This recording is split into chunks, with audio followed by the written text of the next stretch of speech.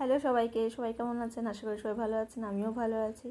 তো কাল আমি গিয়েছিলাম একটা কনফারেন্সে, ইন্টারন্যাশনাল কনফারেন্স। সত্যি এটা আমার লাইফের আজ প্রথম, এখানে আসার পরে প্রথম একটা কনফারেন্স অ্যাটেন্ড করা। খুবই ভালো লাগছে। ইসরায়েলের বিভিন্ন ইউনিভার্সিটি এখানে পার্টিসিপেট করেছে, আমার জন্য একবারে অত্যন্ত নতুন। তো কনফারেন্সটা যেখানে হয়েছিল আমাদের ইসরায়েলেরই ইউনিভার্সিটির যে ন্যাচারাল মিউজিয়াম আছে সেখানকার মধ্যে। তো এখন হচ্ছে একটুখানি ব্রেক টাইম চলছে, তো সেই ফাঁকে ন্যাচারাল মিউজিয়ামটা একটু ঘুরে দেখে নিলাম। আপনাদেরকেও তার সঙ্গে একটুখানি পরিচিত করাচ্ছি। তো এই যে যেগুলো দেখছেন এটা হচ্ছে এখন ডিজিটাল ডিসপ্লের মতো করা আছে। তো যেখানে এখানে ওভার ফিশিং লেখা আছে, তো হাতটাকে টাচ করলেই দেখা যাবে যে কিভাবে এরা ওভার ফিশিং করে নিয়েছে, এখন এখন পরিবর্তনে কি আছে, এই সব জিনিসগুলো আছে। যেমন আবার একটা দেখুন, পলিউশন।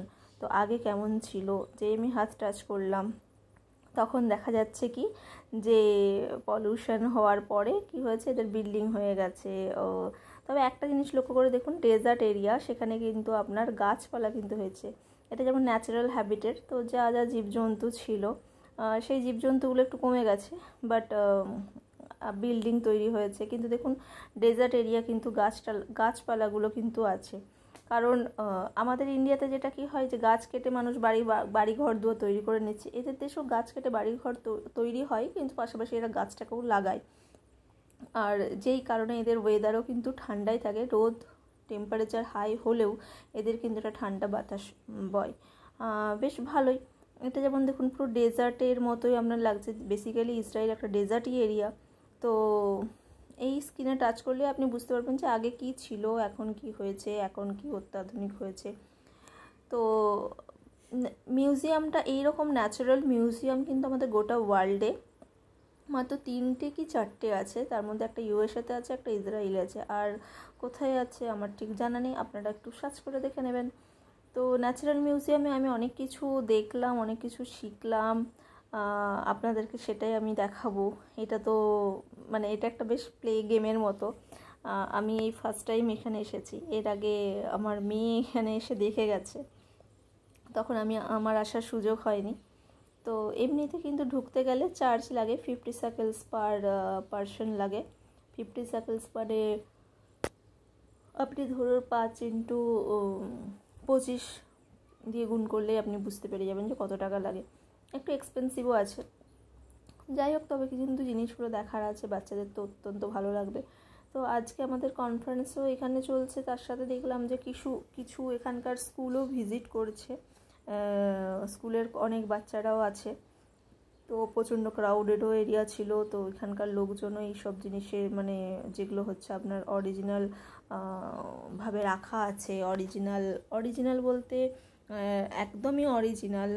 তাদের ফেদার বলুন, যাই বলুন, চামড়া বলুন, সব কিছু অরিজিনাল। সেগুলো কিন্তু এখানে প্রোটেক্ট করার জন্য মানে কিছুজন আছে যাতে কেউ হাত টাচ না দিয়ে দেয়। এটাতে আপনি টাচ করতেই পারেন। এটা টাচ করলে আপনি দেখতে পারবেন যে আগে কেমন ছিল, এখন কেমন হচ্ছে, যে হ্যাবিট ডিস্ট্রাকশন, কী কী উন্নত হয়েছে, কী কী প্রযুক্তি এসেছে, এই সবগুলো আছে। তো প্রথমে এই যে এখানে চলে যাই, এটা হচ্ছে একটা সিংহী আর একটা হচ্ছে বেয়ার। তো এই সিংহের থাবা কেমন সেখানে আপনি হাত দিতে পারবেন, কিন্তু সিংহের গায়ে আপনি হাত দিতে পারবেন না। তো এত সুন্দর জায়গা, যত আমি ভেতরে ঢুকছি ততই আমার বেশ মানে একটা বেশ সুন্দর একটা হাসির মতো লাগছে। বেশ একটা মনে একটা আনন্দ হয় না, মানে আপনি দেখলে বুঝতেই পারবেন না যে এগুলো একটাও অরিজিনাল নয় বলে। কিন্তু অরিজিনাল নয় মানে এই নয়, এগুলো কিন্তু অরিজিনাল। এদের চামড়া এগুলো কিন্তু সব কিছুই অরিজিনাল। এরা এরমভাবে এটাকে প্রোটেক্ট করে রেখেছে। এদের জন্য হয়তো নিশ্চয়ই ভালো ভালো কোনো প্রিকশনসের ব্যবস্থা করেছে। তো এই যে দেখুন, আপনি সামনে থেকে দেখলে বুঝতেই পারবেন না যে এগুলো এখন আর এগুলো জীবিত নেই, এগুলো মৃত। তো এরমভাবে সাজানো আছে, এত সুন্দর দেখতে লাগছে। কি অ্যানিমেল আছে, কি প্ল্যান্ট আছে। এটা হচ্ছে আফ্রিকান এলিফ্যান্ট, তার হচ্ছে পুরো মাথাটা। এগুলোই হাত দেওয়া যাবে না, কিছু কিছু জিনিসে হাত দেওয়া যায়। এদের সব কালেকশানগুলো খুবই সুন্দর। এটা হচ্ছে পর্কুপাইন ইন্ডিয়ান। কিভাবে ছিল পর্কুপাইনের যে কাঁটাগুলো দেখছেন, পর্কুপাইন মানে আপনাকে সজারু, হ্যাঁ। তো এই কাঁটাগুলোও কিন্তু অরিজিনালি আছে। তো তো এখানে দেখাচ্ছে, ডিসপ্লেটা দেখাচ্ছে যে কীভাবে শিকার করতে এসে পর্কুপাইন কীভাবে নিজেকে প্রোটেক্ট করতো, এই সবগুলো দেখাচ্ছে। তো বিভিন্ন ধরনের পর্কুপাইন আছে, ছোট বড় সাইজের, স্মল সাইজের, এমন এমন কিছু ইনসেক্ট আছে যেগুলোর আমি নামও জানি না। খুবই সুন্দর একটা জায়গা, যাকে বলবো খুবই ভালো, মানে ভালো লাগার জায়গা। আমাদের এটা একটা ডাইনোসরস ইয়া না, ক্যাঙ্গারু, এটা ক্যাঙ্গারু, এটা অস্ট্রিচ। ওকে, এটা অস্ট্রিচ, এটা ম্যান্ড্রিলও আরেকটা জায়গাতে আছে, আপনাদের সাথে এক্ষুনি শেয়ার করব। বিভিন্ন ধরনের হিউম্যানেরও শুনেছি আছে, বাট হিউম্যান সেকশনটাতে আমার যাওয়া হয়নি। খুবই সুন্দর। টার্টেল কত ধরনের ছিল, কত কী স্পিসিস আছে, অনেক কিছু ধরনের, মানে এদের আমাকে তো অভিজিৎ বললো যে কয়েক লাখের মতো নাকি স্পিসিস এরা স্টোর করে রেখেছে। পেঙ্গুইন থেকে আরম্ভ করে ইচ অ্যান্ড এভরিথিং সব কিছুই আছে। তো একটা জায়গাতে আবার দেখলাম যে আপনি এরকম করে দাঁড়িয়ে যদি হাতটা এরকমভাবে শো আপ করছেন, তাহলে দেখা যাচ্ছে যে আপনি কোন দিকে যাচ্ছেন, ডিজিটাল ডিসপ্লের মতো আছে। এগুলো কিন্তু আমি যেটুকু শুনেছি যে এগুলো সবই কিন্তু অরিজিনাল স্কিনেকেই এরা রেখেছে, যেই কারণে এদের এতটা প্রিকশনস, এতটা প্রোটেক্টিভভাবে। অনেক রকমের বার্ডস আছে, অস্ট্রিচ আছে, আউলের অনেক স্পিসিস আছে, ইভেন এরা এগও স্টোর করে রেখেছে। এই যে অ্যানিমেলগুলোর আমি নামই জানি না, কি গ্যান্ট, যাই হোক একটা কিছু একটা হবে। এত সত্যি নাম পড়ে রাখা, আর এই সময়ের মধ্যে 10-15 মিনিটের যে ব্রেকটা ছিল তার মধ্যে এত কিছু তোলাটাও সম্ভব হয়ে ওঠেনি। কিছু কিছু স্নেক আছে, ফিশ আছে, সত্যি একটা অসাধারণ জায়গা। আজকে এই দিনটা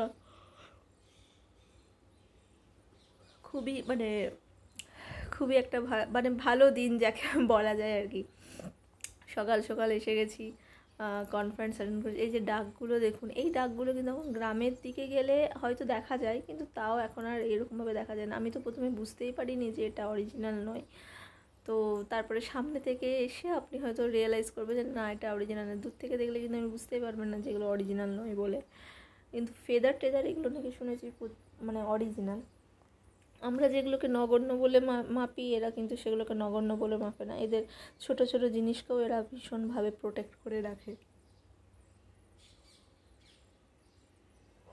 এটা বনো বিড়াল, দেখছেন চোখটা, দেখছেন চোখের আইবল দেখেও আপনি বুঝতে পারবেন না যে এ এখন বেঁচে নেই বলে, একদম পুরো রিয়েল।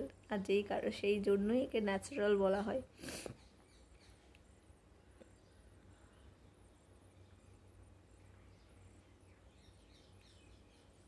এটা চিতার স্কেলিটন, আর এটা চিতার চামড়াটা কিন্তু অরিজিনালি একদম। ন্যাশনাল জিওগ্রাফি খুললেই আমরা এই সবগুলো দেখতে পাই না, স্নেক। আর এটা হচ্ছে একটা বড় টার্টল ছিল, এটা পুরোটাই অরিজিনাল, তার খোলস টোলস সবকে পেন্ট করে রাখা হয়েছে। আর বিভিন্ন ধরনের বার্ডেরও স্পিসিস আছে, রেখেছে এরা, তাদের ঠোঁট, এগুলো সব কিন্তু অরিজিনাল। আর এদের এগও স্টোর করা আছে। এগগুলোকে কীভাবে স্টোর করেছে, হোল করে দিয়েছে, ফুটো করে দিয়েছে, তার মধ্যে থেকে ওল্কের আর অ্যালবুমিন বের করে নিয়ে সেটাকে প্রিজার্ভ করে রেখেছে। মাঝখানে এখানে ঢুকে দেখে নিলাম যে এদের সব পোস্টার অলরেডি লাগানো হয়ে গেছে। তো এই রুমটাতে আমাদের পোস্টার প্রেজেন্টেশন হবে, কিন্তু এই রুমটায় ঢুকতেই দেখলাম যে প্রচুর পরিমাণে এদের ডাইনোসরস, আরও কী সব স্পিসিস আছে সেগুলোর সব কিছু স্কেলিটনগুলো রাখা আছে। তো পরে তো আমি এটাকে আর ভিডিও বানাতে পারবো না, কারণ আর সবাই পাবো না, তখন এত ভিড় হয়ে যাবে, এত ক্রাউডনেস চলে আসবে। এখনই সবাই পোস্টার লাগাতে চলে আসছে। এই সুযোগে আমি এটাতে একটুখানি ভিডিওটা বানিয়ে নিলাম। এগুলো সবই ডাইনোসরসের। তো ডাইনোসরসেরও কত ধরনের পিসিস ছিল, বিভিন্ন স্পিসিসের। সব থেকে বিগ স্পিসিসটা কিন্তু এদের কাছে এখানে নেই, আমি দেখতে পাইনি। মোটামুটি ডাইনোসরের অনেকগুলো স্পিসিসই এদের আছে, তার স্কেলিটন, এই হিউম্যান স্কেলিটনেরও আছে। ওভারঅল ভালো। এটা যেটা দেখছেন, এটা হচ্ছে একটা পিঁপড়ের বাসা কেমন হয় সেই জিনিসটা এটা করা আছে, মানে পিঁপড়ের পিঁপড়েরা কীভাবে থাকে, কীভাবে স্টোর করে, কেমনভাবে ওদের জীবনযাত্রা, সমস্ত কিছু এখানে করা আছে। তো পিঁপড়ের বাসাটাকেও এরা প্রিজার্ভ করে রেখেছে। সত্যি মানে একটা অনবদ্য, যেটা মানে আমরা এগুলোকে নগণ্য ভাবি, এরা তো পিঁপড়েকেও বাঁচিয়ে রাখে, কারণ এরা মনে করে যে পিঁপড়ে আমাদের এনভায়রনমেন্টের জন্য অনেক উপকারী। সত্যিকারেরই কিন্তু আমাদের পিঁপড়ে অনেক উপকারী, এনভায়রনমেন্টের ওপর পিঁপড়েদের অনেক দায়িত্ব থাকে। এটা হচ্ছে লাইট কি বলে স্পাইডার। তো এরকম ওইটা কিন্তু অরিজিনালি ছিল, মানে এখনও বেঁচে আছে, ওকে বাঁচিয়ে রাখা হয়েছে। এরা বাঁচিয়ে রাখার চেষ্টা করছে। কিছু কিছু এখানে ইনসেক্টের জিনিস আছে, আমি দেখলাম স্টিক ইনসেক্ট, সেগুলো কিন্তু অরিজিনালি বেঁচে আছে। এগুলো যেমন মারা গেছে, সেগুলোকে একটা জাস্ট পিন দিয়ে আটকানো আছে স্পিসিসগুলোকে, কিন্তু স্টোর করে রেখেছে। এরকমভাবে স্টোর করে রাখাও কিন্তু চারটিখানির কথা নয়, রীতিমতো এদেরকেও ট্রিটমেন্ট করে রাখতে হয়, মানে ঠিকঠাক করে, যাতে মানে এদেরকে যাতে একদম সতেজ দেখা যায়।